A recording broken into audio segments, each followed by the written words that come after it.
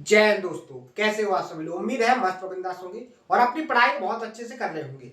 अपना ज्योमेट्री का जो सेशन चला है, ज्योमेट्री के जो लास्ट का सेशन हुआ था, उसमें मैंने आपको इन सेंटर से रिलेटेड जितने भी टाइप के कॉन्सेप्ट बन सकते हैं, सभी कॉन्सेप्टों को बहुत अच्छे से समझाने की कोशिश की थी और हर एक कॉन्सेप्ट का प्रूफ भी मैंने आपको बहुत अच्छे से बताया था, जिससे आपको कॉन्सेप्ट आपके माने बहुत अच्छे से बैठ जाए। ठीक है, इसके बाद मैंने हर एक कॉन्सेप्ट पर आपको कम से कम 8 से 10 अलग अलग लैंग्वेज, अलग अलग डाटा के साथ, लेकिन सेम कॉन्सेप्ट से आपको क्वेश्चन प्रैक्टिस करवाने की कोशिश की थी। उम्मीद है आप सभी लोगों ने जो इन सेंटर के कॉन्सेप्ट है, उन सभी कॉन्सेप्टों का अच्छे से रिवीजन किया होगा, नोट्स भी किया होगा और उसके बाद जो मैंने आपको क्वेश्चन सॉल्व करवाए, लगभग 80-85 क्वेश्चन मैंने आपको सॉल्व करवाए हैं केवल इन सेंटर से रिलेटेड। तो इतनी प्रैक्टिस के बाद आपको हर एक कॉन्सेप्ट आपकी उंगलियों पर होना चाहिए और आप क्वेश्चन को देखते ही कॉन्सेप्ट को ऑब्जर्व कर लो। तो अपना जो सेंटर था वो सफलतापूर्वक कंप्लीट हो चुका है, लास्ट के सेशन में मैंने आपको कर दिया है। इसके बाद जो दूसरे टाइप का सेंटर है सरगम सेंटर, आज के सेशन से उसको स्टार्ट करेंगे और इसमें भी हर एक कॉन्सेप्ट को, जितने भी सरगम सेंटर से रिलेटेड कॉन्सेप्ट बन सकते हैं, हर एक कॉन्सेप्ट को बहुत अच्छे से सीखेंगे, उसको प्रूफ को समझेंगे और उस पर जितने भी टाइप की लैंग्वेज और डाटा के साथ क्वेश्चन क्रिएट हो सकते हैं, हर एक टाइप की लैंग्वेज के क्वेश्चनों की प्रैक्टिस करेंगे। तो आइए आज का सेशन स्टार्ट करते हैं। लेकिन अगर कोई नया स्टूडेंट है तो मैं उससे रिक्वेस्ट करूंगा कि आप लास्ट के सेशनों को जरूर कंप्लीट करें, क्योंकि जियोमेट्री में आपका रिदम ही है जो आपको जियोमेट्री बहुत अच्छे से कंप्लीट करवाएगा, आपको जियोमेट्री पर पकड़ बनाएगा। लेकिन अगर आपका रिदम टूटा या आपने जियोमेट्री के अंदर कोई कॉन्सेप्ट या थ्योरम स्किप की है, तो आपको बहुत ज्यादा प्रॉब्लम आएगी जियोमेट्री को सीखने में, उसके टाइप को समझने में, उसके कॉन्सेप्ट को सीखने में, कि आप उस कॉन्सेप्ट को कैसे याद रखें, क्योंकि हर एक कॉन्सेप्ट एक ना एक कॉन्सेप्ट से क्या होता है, जुड़ा होता है। और अगर आपने वो कॉन्सेप्ट छोड़ दिए हैं, जैसे आपके जो बेसिक कॉन्सेप्ट है, अगर आपने उनको स्किप कर दिया है, आपने सोचा कि नहीं ये तो मुझसे हो जाएंगे, लेकिन उनमें बहुत ही एक कॉम्पिटिशन लेवल पर बहुत ही की पॉइंट्स निकलते हैं छोटे छोटे, जो आपकी स्टैंडर्ड क्लास में नहीं बताए जाते हैं। ठीक है, तो अगर वो की पॉइंट्स आपके कंप्लीट नहीं होंगे तो आपको क्या होगी, कॉन्सेप्ट को समझने में प्रॉब्लम होगी। ठीक है, तो इस तरीके से मैं आपसे बार बार बोलता हूं कि कॉन्सेप्ट हर एक तरीके से कंप्लीट होना चाहिए। आपको कॉन्सेप्ट पर ये कॉन्सेप्ट भी आना चाहिए, ये टेक्निक भी आपको आना चाहिए कि कॉन्सेप्ट पर क्वेश्चन कैसे क्रिएट हो सकते हैं। अगर आपने कोई कॉन्सेप्ट सीखा है तो उस कॉन्सेप्ट से किस किस डाटा और लैंग्वेज के साथ क्वेश्चन को एक एग्जामिनर आपके एग्जाम में क्रिएट करके दे सकता है। जब ये अप्रोच, ये टेक्निक आपके माइंड के अंदर सेट हो जाएगी, तो आप ये मान के चलिए कि आपको किसी भी लैंग्वेज या डाटा का क्वेश्चन मिल जाए, आप उसको बहुत कम टाइम में भी सॉल्व कर लोगे। ठीक है, तो यही मेरी अप्रोच है कि आप बहुत अच्छे से सीखो हर एक कॉन्सेप्ट को, हर एक टाइप की लैंग्वेज को। ठीक है, कैसे आपको लैंग्वेज को पढ़ना है, हर एक प्रोसेस को आप बहुत अच्छे से सीख जाओ। तो सबसे पहले आप हेडिंग बनाएंगे क्या, अपनी जो आज की हेडिंग होगी वो होगी सरकम सेंटर। मैंने आपको बोला था कि अपन को कंप्लीट तरीके से 5 सेंटर्स के बारे में पढ़ना है, जिनसे एग्जाम में क्वेश्चन बहुत ज्यादा पूछे जाते हैं। ठीक है, जो ट्रायंगल के सेंटर होते हैं वो अपन को 5 सेंटर पढ़ना है। पहला सेंटर अपना फिनिश हो गया है, सेकंड जो सेंटर है वो उसको मैंने आज स्टार्ट किया है। बात करेंगे हिंदी में तो सरकम सेंटर को लिखोगे क्या आप, परिवृत्त। ठीक है, ये हो गया अपना टॉपिक कि अपन को किसके बारे में पढ़ना है। अब बात करेंगे कि सरकम सेंटर है क्या। जैसे मैंने आपको समझाया था इन सेंटर, तो इन सेंटर क्या था कि किसी भी ट्रायंगल के लिए, किसी भी शेप या साइज का ट्रायंगल हो, तो उस ट्रायंगल के अंदर एक ऐसा सर्कल सेटिस्फाई होता है जो ट्रायंगल की तीनों साइडों को अंदर से टच करता है और जिसको अपन कहते हैं इन सर्कल। और इन सर्कल के सेंटर को ही अपन क्या कहते थे, इन सेंटर कहते थे। इसी तरीके से, इसी कॉन्सेप्ट से केवल थोड़ा चेंजेस है और उसी कॉन्सेप्ट से मिलता जुलता एक कॉन्सेप्ट बना है सरकम सेंटर। अब सरकम सेंटर क्या है, आप इन सेंटर में सीख रहे थे कि ट्रायंगल के अंदर सर्कल बनेगा।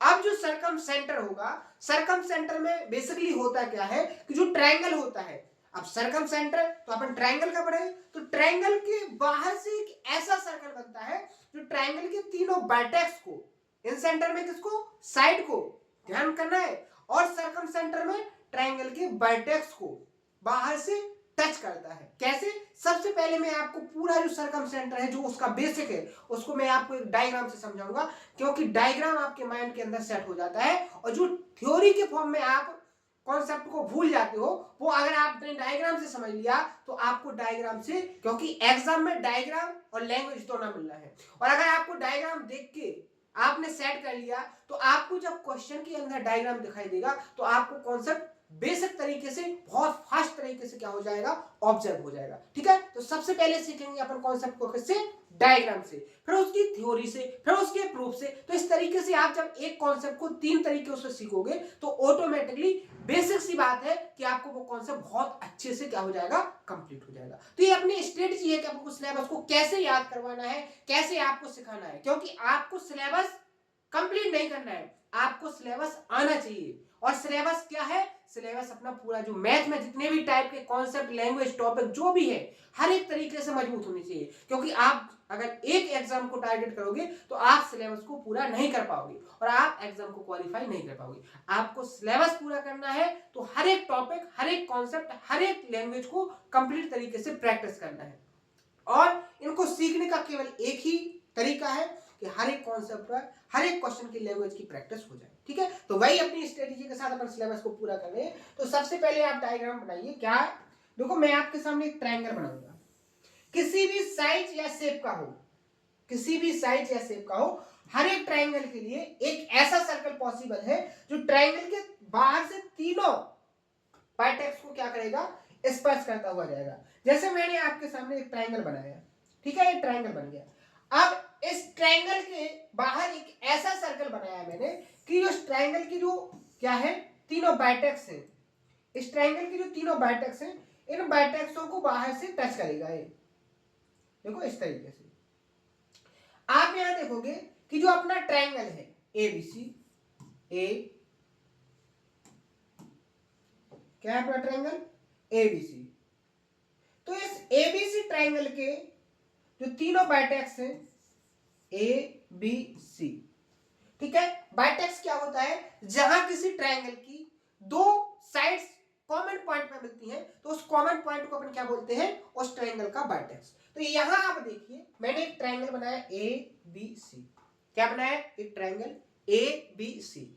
इस ट्रायंगल के बाहर एक सर्कल ऐसे सेटिस्फाई करवाया मैंने कि वो इस ट्रायंगल की तीनों साइड्स को क्या कर रहा है, बाहर से तीनों वर्टेक्स को, सॉरी साइड नहीं, तीनों वर्टेक्स को बाहर से क्या करता है, टच कर रहा है, स्पर्श कर रहा है। ठीक है, समझ में आ गया, यहां तक कंप्लीट हो गया। अब आप एक बात बताइए मुझे, आप यहां पर देखोगे कि ये जो सर्कल है तो इसका कहीं ना कहीं कोई सेंटर होगा, क्योंकि जब भी एक सर्कल बनेगा तो वो किसी ना किसी सेंटर को मान के ही बनेगा। ठीक है, ये बेसिक सी बात है, आपको आती होगी। तो इस ट्रायंगल के बाहर जो सर्कल है इसका मान लीजिए यहां पर, क्योंकि सर्कल का जो सेंटर होगा वो बिल्कुल एकदम सर्कल के मिड में होगा। कहां पर होगा, सर्कल के एकदम मिड में होगा। ठीक है, मैंने मान लिया यहां मिड दिख रहा है मुझे, यहां इसका क्या है, सेंटर है। किसका सेंटर, सर्कल का सेंटर। समझ में आया, और इसका नाम हो गया आपका ओ, इसका नाम क्या हो गया, ओ हो गया। ठीक है, अब आप यहां पर देखिए आपको क्या मिल गया, यहां पर सर्कल का सेंटर मिल गया। क्या मिल गया, सर्कल का सेंटर मिल गया। आपको पढ़ना है ट्रायंगल का सेंटर, जिसको आप नाम दे रहे हो क्या, सर्कम सेंटर, यानी कि परिवृत्त। ध्यान से समझना। तो यहां पर जो कंडीशन बनती है वो कंडीशन ये बनती है कि जो सर्कल का सेंटर होगा वही क्या होगा, आपका सर्कम सेंटर होगा, यानी कि ट्रायंगल का सेंटर होगा, जिसको आप सर्कम सेंटर बोल रहे हो वही उसका क्या होगा, सर्कम सेंटर होगा। यानी जो सर्कल का सेंटर होगा, समझ रहे हो ना, जो इस सर्कल का सेंटर होगा वही इस ट्रायंगल का सर्कम सेंटर होगा। अगर बात करें सर्कल के सेंटर की तो उसको सेंटर बोलते हैं अपन, लेकिन अपन ने सेंटर को सर्कम सेंटर बोला। क्यों बोला, कि अपन एक ट्रायंगल के सेंटर के बारे में पढ़ रहे हो, तो सर्कल का सेंटर और ट्रायंगल के सेंटर में थोड़ा डिफरेंस होना चाहिए समझने में। तो अपन ने सर्कल के सेंटर को तो सर्कल का सेंटर बोला, लेकिन ट्रायंगल के सेंटर को अपन ने क्या नाम दिया, सर्कम सेंटर नाम दिया। समझ में आ रहा है ना। तो इस तरीके से आपने देखा कि सर्कल के सेंटर को ट्रायंगल का क्या बोलेंगे अपन, सर्कम सेंटर बोलेंगे। यहां तक कंप्लीट हो गया, किसी को कोई प्रॉब्लम, कोई दिक्कत, मुझे नहीं लगता कि यहां तक किसी को कोई समस्या हुई होगी। जैसे ही आगे बढ़ेंगे अपन तो मैंने आपको इन सेंटर में समझाया था कि जो ट्रायंगल के तीनों एंगल बाइसेक्टर होंगे और वो जो कॉमन पॉइंट पर तीनों एंगल बाइसेक्टर एक दूसरे को इंटरसेक्ट करेंगे, तो उस कॉमन पॉइंट को, इंटरसेक्ट पॉइंट को ही अपन क्या बोलते थे? इन सेंटर बोलते थे। क्या बोलते थे? इन सेंटर बोलते थे। इसी कंडीशन को फॉलो करते हुए यहां पर कॉन्सेप्ट बनता है कि अगर आप ट्रायंगल की तीनों साइडों पर परपेंडिकुलर बाइसेक्टर खींचोगे, परपेंडिकुलर बाइसेक्टर खींचोगे, ध्यान से सुनो, परपेंडिकुलर बाइसेक्टर खींचोगे, और वो जो तीनों परपेंडिकुलर बाइसेक्टर हैं जिस कॉमन पॉइंट पर एक दूसरे को इंटरसेक्ट करेंगे, वो कॉमन पॉइंट ही आपका क्या कहलाएगा? सर्कमसेंटर कहलाएगा। ध्यान से सुना है आपने कॉन्सेप्ट को, थ्योरी को ध्यान से सुनो कि अगर आप ट्रायंगल की तीनों साइड्स पर परपेंडिकुलर बाइसेक्टर खींचो। अब परपेंडिकुलर बाइसेक्टर क्या है उनको समझो। जैसे मैंने आपके सामने एक साइड इस तरीके से निकाली, अब मुझे क्या करना है? इस साइड का परपेंडिकुलर बाइसेक्टर खींचना है। परपेंडिकुलर बाइसेक्टर का मतलब क्या होता है? परपेंडिकुलर का मतलब होता है कि कोई साइड दूसरी साइड पर इस तरीके से खींची जाए कि वो 90 डिग्री का एंगल बनाए। बाइसेक्टर का मतलब क्या है? कि दो इक्वल लेंथ के टुकड़ों में डिवाइड कर दे। तो मैंने क्या किया कि एक साइड खींची आपके सामने, समझ लीजिए एल एम है, एल एम जो भुजा खींची, इसका अगर मुझे परपेंडिकुलर बाइसेक्टर खींचना है तो वो ऐसे खींचेगा कि इस लाइन को दो इक्वल टुकड़ों में डिवाइड भी करे और क्या करे? इस पर 90 डिग्री के एंगल से जाए। ये 90 डिग्री का एंगल हो गया। जितना लेंथ ये होगा उतनी ही लेंथ ये होगी। अगर ये ऊपर है तो जितनी एल ओ की लेंथ होगी, यहां पर एल ओ की जितनी लेंथ होगी वही लेंथ किसकी होगी? एल एम ओ एम की होगी। समझ में आया? और जो एंगल होगा, एंगल ये मान लीजिए एन है, तो N O M, N O M, यहां पर जो एंगल होगा वो 90 डिग्री का होगा। तो परपेंडिकुलर बाइसेक्टर समझ में आ गया। यानी कि एक ऐसी लाइन जो दूसरी लाइन को 90 डिग्री के एंगल के साथ जाते हुए दो इक्वल टुकड़ों में डिवाइड कर दे, वो लाइन आपकी क्या कहलाएगी? Angle perpendicular bisector. क्या कहलाएगी? Perpendicular bisector. समझ में आ गया? अब आप यहां पर आ जाओ। आप यहां पर मान लीजिए बीसी साइड का परपेंडिकुलर बाइसेक्टर खींचना चाहते हो। क्या खींचना चाहते हो? बीसी का परपेंडिकुलर बाइसेक्टर खींचना चाहते हो। कैसे खींचेगा? आप यहां पर देखो इस तरीके से कि बीसी को दो इक्वल टुकड़ों में डिवाइड करें, वो कितने एंगल से जाए? 90 एंगल से। ये हो गया, ये हो गया आपका। यहां पर जो एंगल बनेगा वो 90 डिग्री का है। और जो लेंथ आपकी, अगर मान लीजिए यहां डी है, तो जो लेंथ आपकी बीडी की होगी वही लेंथ आपकी क्या होगी? डीसी की होगी। इसी तरीके से दूसरा देखो, दूसरा आप देखो, अगर आप एसी का परपेंडिकुलर बाइसेक्टर खींचोगे तो कैसे खींचेगा? एसी को दो इक्वल, यहां देखो,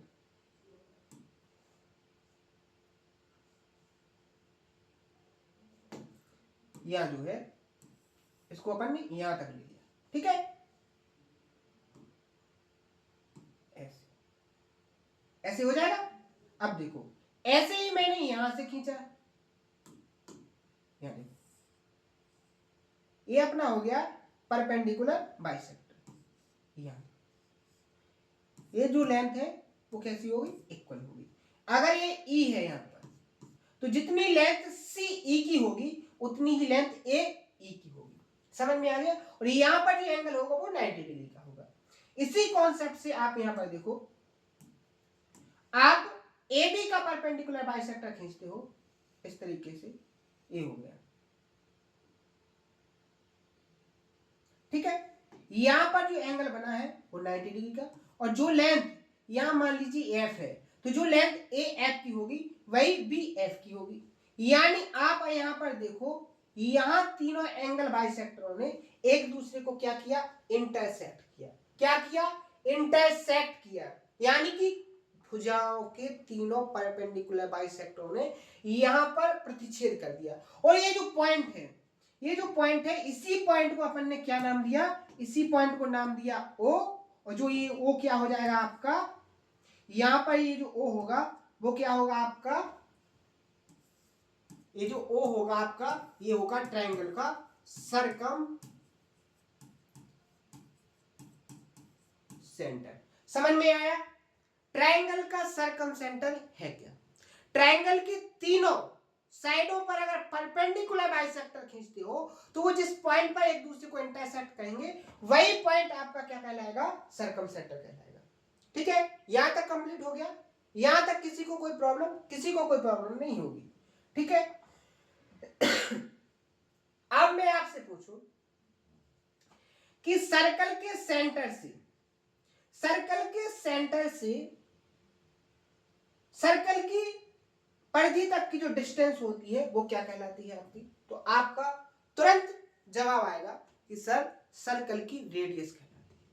तो आप यहां पर देखो, आपकी यहां से जो लेंथ होगी यहां तक, यहां पर देखो, आप एक और देख लो, आप यहां पर एक देख लो, जो परपेंडिकुलर बाइसेक्टर होते हैं वो कहीं से, जैसे मान के चलिए, मैं आपको एग्जांपल से समझाता हूं। जैसे मैंने यहां पर एक ट्रायंगल बनाया, ठीक है, यहां पर भी मैंने एक ट्रायंगल बनाया, अगर आप यहां पर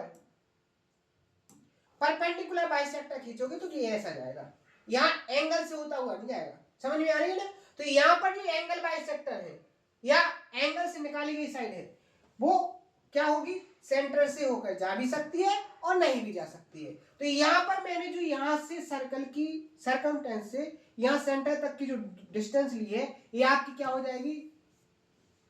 आर, सर्कल की रेडियस। और यही जो सर्कल की रेडियस है, यही रेडियस आपकी क्या हो जाएगी? Circumradius. क्या हो जाएगी? सर्कम रेडियस, परित्रिज्या। इसी तरीके से आप यहां पर देखो, इस वर्टेक्स से यहां तक की जो डिस्टेंस होगी ये आपकी क्या हो जाएगी? आर। ठीक है, इसी कॉन्सेप्ट से आप यहां पर देखो, यहां से ये जो डिस्टेंस होगी ये डिस्टेंस आपकी क्या हो जाएगी यहां पर? आर। तो यहां से मैंने अभी क्या क्या कंप्लीट करवा दिया आपको? एक तो सरकम सेंटर और दूसरा सरकम रेडियस। यहां पर लिख लो, यहां जो आर होगा आपका, आर क्या होगा यहां पर आपका? सरकम रेडियस। इसको हिंदी में नाम लिखेंगे अपन क्या?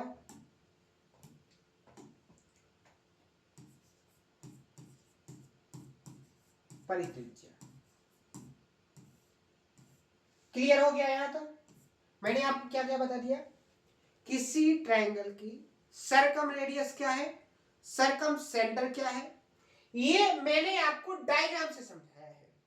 अब की पॉइंट्स के फॉर्म में लिखेंगे। इसको मैं हटा दूं, ये तो सबको समझ में आ गया होगा।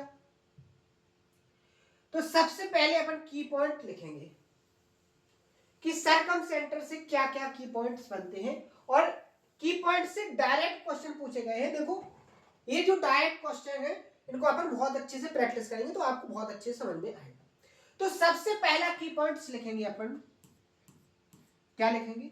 कि जो सरकम सर्कल होता है, जो सरकम सर्कल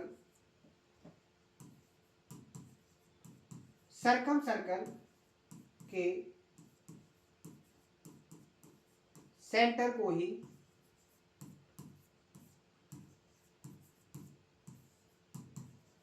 सरकम सेंटर कहते हैं।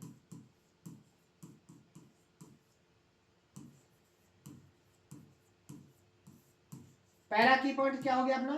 कि जो सरकम सर्कल होगा, सरकम सर्कल के सेंटर को ही क्या बोलेंगे अपन? सरकम सेंटर बोलेंगे।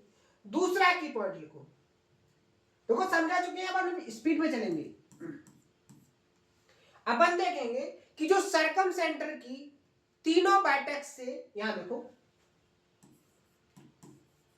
सरकम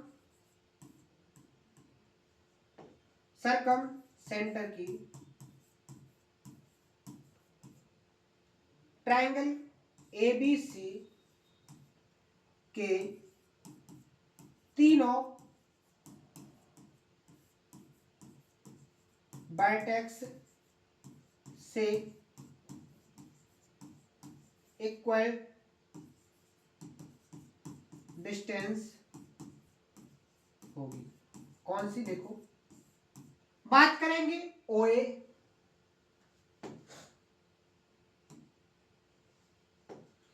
OA बराबर OB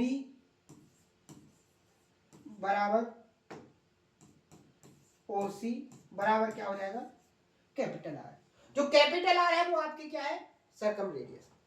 क्लियर? यहां तक क्लियर? 2 पॉइंट आपके क्लियर हो गए। तीसरा पॉइंट,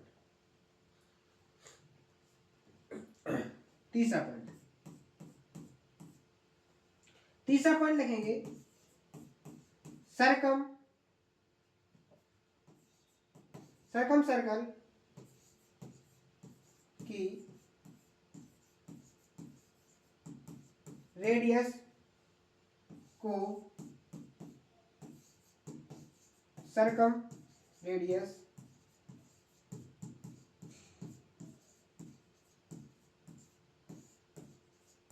क्या कहते हैं? सर्कम रेडियस कहते हैं। 3 पॉइंट आपके क्लियर हो गए। चौथा पॉइंट, इन तीनों पॉइंटों को अपने एग्जांपल से समझ चुके हैं, डायग्राम से समझ चुके हैं। यहां देखो, चौथा पॉइंट, ट्रायंगल की तीनों साइड्स के परपेंडिकुलर बाइसेक्टर जिस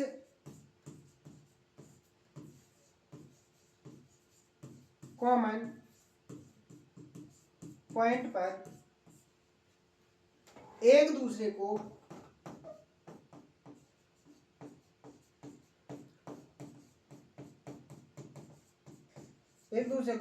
इंटरसेक्ट करते हैं, पॉइंट क्या होता है? सर्कमसेंटर